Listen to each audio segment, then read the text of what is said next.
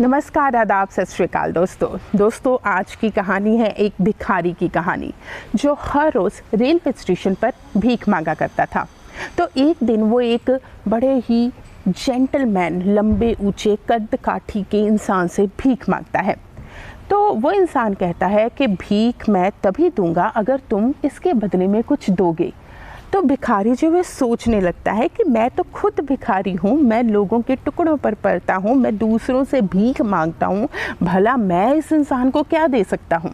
तो वो व्यापारी कहता है कि देखो, मैं तुम्हें भीख नहीं दे सकता क्योंकि मैं हूँ बिजनेसमैन, मैं कुछ दूंगा तो उसके बदले में लूँगा ज़रूर। तो इसलिए मैं तभी भीख दूंगा अगर तुम भीख के बदले में मुझे कुछ दोगे। तो भिखारी जो है वो सोचने लगता है कि मेरे पास ऐसा कुछ भी नहीं है जो मैं इस इंसान को दे सकूं। इतने में वो इंसान बिना भीख दिए चला जाता है।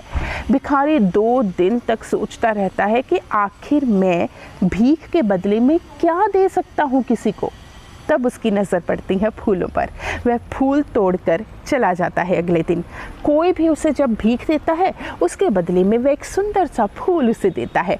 फूल को देखकर लोग खुश होने लगते हैं। बस फिर क्या था, फिर तो हर रोज़ वो सुबह बाग में जाता है, फूल तोड़ता है, रेलवे स्टेशन पर जाता है, लोग उसे भीख देते हैं, उसके बदले में वह सुंदर से फूल देते हैं।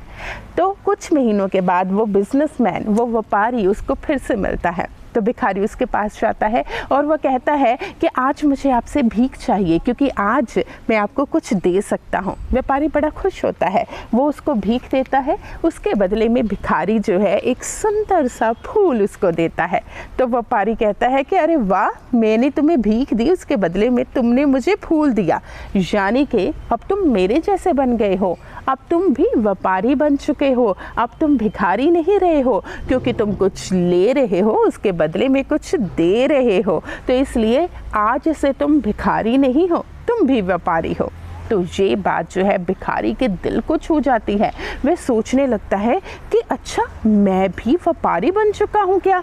वो कितने दिन तक सोचता रहता है और ये बात बार बार उसके दिल दिमाग में घूमती रहती है कि मैं भिखारी नहीं हूँ, मैं एक व्यापारी हूँ। बस ऐसे ही कई महीने बीत जाते हैं और फिर एक दिन वो ट्रेन में सफ़र करता है, सूट बूट डालकर। उसके साथ वही व्यापारी बैठा होता है। वैसे पूछता है, पहचाना आपने मुझे? तो वो इंसान कहता है, नहीं, क्या हम पहले मिल चुके हैं क्या?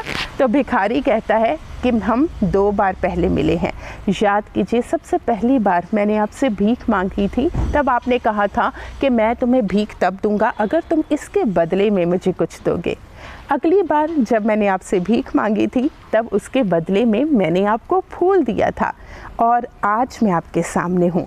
तो वो इंसान जो है भिखारी की ओर देखता है। वो बहुत जेंटलमैन होता है, उसने बहुत अच्छे कपड़े डाले होते हैं और वो कहता है, मैं तो तुम्हें पहचान ही नहीं पाया। तो भिखारी कहता है कि अब मैं भी बिजनेसमैन बन चुका हूँ, मैं फूलों का व्यापार करता हूँ। तो वो इंसान बहुत खुश होता है कि एक भिखारी जो है वो व्यापारी सच में बन चुका है।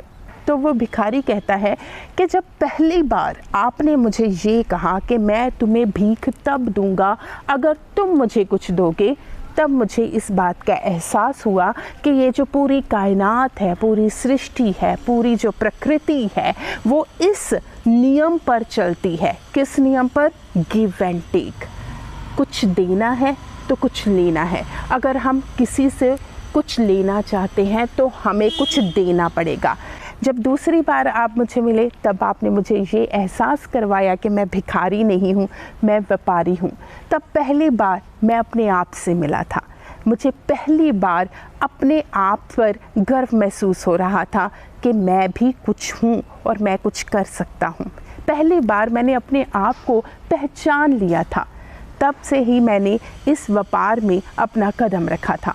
तो ये कहानी थी एक भिखारी की, जिसकी ज़िंदगी को किसी इंसान की 2 बातों ने बिल्कुल बदल दिया था।